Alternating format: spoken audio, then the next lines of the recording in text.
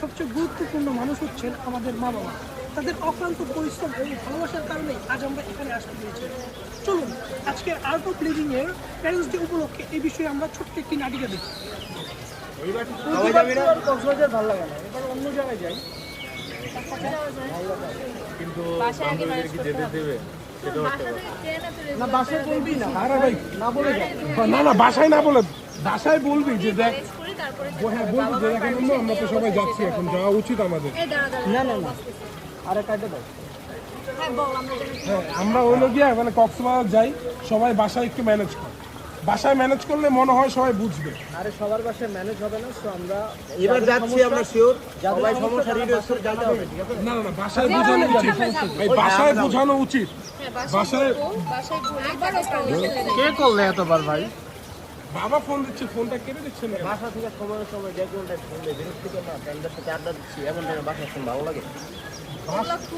রাতে রাতে যায় ফোনে কথা বলবো, ঠিক আছে? সবসময় ফোন দিলে তো বিরক্তি লাগার কারণ না। না, এটা তো বিরক্তি লাগা একদমই স্বাভাবিক না। তুমি দূরে থাকো না বাসা থেকে, তো বাবা মা তো টেনশন করবে, তাদের তারা দূরে থাকে, বাবা মার দরকার, কারণ বাবা মা ছেলেকে দূরে রাখছে, বাবা মা তো বিষয়টা তারা তাদের খারাপ তাদের লাগে একটা রেসপন্সিবিলিটি আছে তোমার উপর। যে আমার ছেলে কি দুপুরে খাইছে কিনা, সকালে নাস্তা করছে কিনা, ঠিক আছে কিনা? এই বিষয়গুলো আসলে আমাদের চিন্তা করা উচিত যে আমি হতেও পারে তোমার বাবা সারাদিনে কতবার বাসায় কথা বলো? এই জন্য হচ্ছে ইমার্জেন্সি তুমি খাইছো কিনা এটা খোঁজ নেওয়ার জন্য তো হইতে পারে, এমনও হইতে পারে বাবা মা তোমার জন্য অপেক্ষা করছে। এরকমই যে আমাদের হয়তো মানে আমরা ফ্রেন্ডদের সাথে আড্ডা দিচ্ছি বা বিভিন্ন কাজে ব্যস্ত আছি, এই সময় ফোন দিলে আমরা বিরক্ত হই।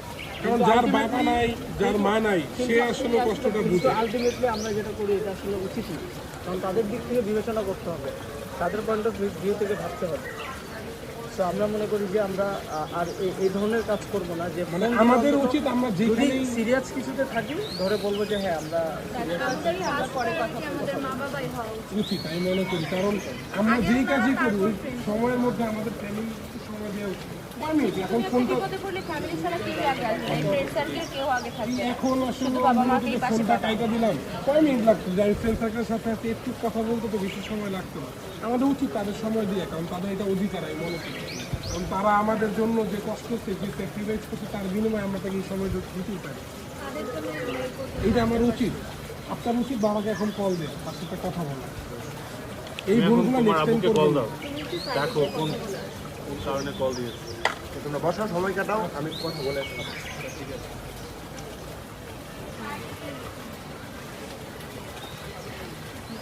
আসুন আমরা সবাই মিলে প্রতিজ্ঞা করি। আমরা সবাই বাবা মাকে ভালোবাসি।